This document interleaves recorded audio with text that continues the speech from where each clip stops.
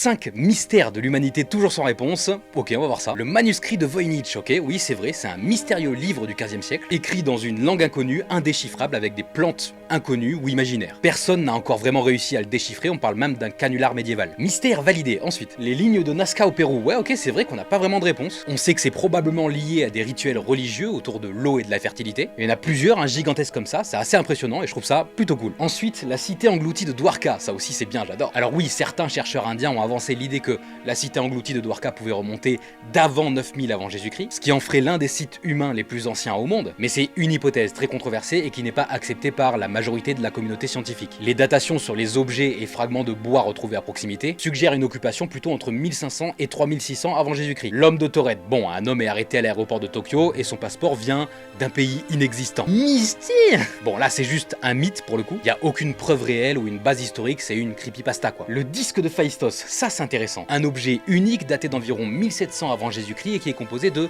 241 symboles en relief. Et c'est une écriture inconnue, un peu comme le manuscrit de Voynich. Jamais déchiffré avec certitude, c'est peut-être encore un faux, mais c'est un mystère validé.